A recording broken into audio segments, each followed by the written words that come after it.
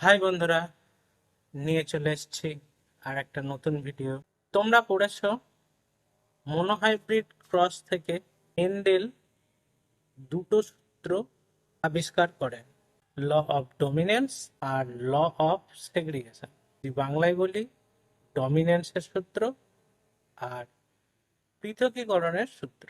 আমরা যেটা নিয়ে কথা বলবো, আমরা কি করে বুঝবো ল অফ ডমিনেন্স বা ডমিনেন্সের সূত্র? আমরা বুঝতে পারবো ফার্স্ট ফিলিয়াল জেনারেশনে।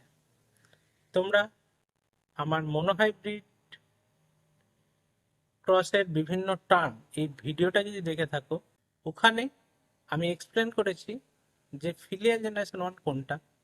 তো সেই ফিলিয়াল জেনারেশন দুটো অপত্য জন্ম অর্থাৎ দুটো পেরেন্টাল জেনারেশনের মধ্যে একটির বৈশিষ্ট্য প্রকাশ পায়। টল আর শর্ট এই দুটো পেরেন্টাল জেনারেশনের মধ্যে ক্রস করালে ফার্স্ট ফিলিয়াল জেনারেশনে টল এই বৈশিষ্ট্যটা প্রকাশ পায়। এই যে বৈশিষ্ট্যটা প্রকাশ পাচ্ছে, এই বৈশিষ্ট্যটা শর্টের বৈশিষ্ট্যটাকে ঢেকে দিচ্ছে। এইটা দেখে মেন্ডেল ল অফ ডমিনেন্স এই সিদ্ধান্তে উপনীত হয়েছিলেন।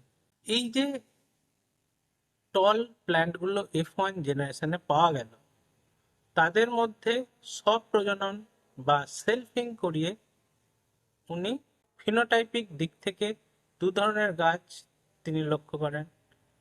তিনটি ছিল লম্বা গাছ আর একটি ছিল বেঁটে গাছ বা ড্রাফট গাছ।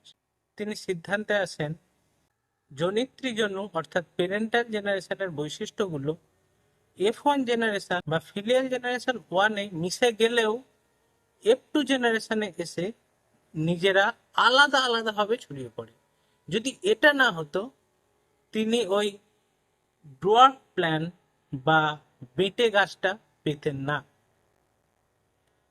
ঠিক এইভাবেই তিনি সিদ্ধান্তে উপনীত হয়েছিলেন।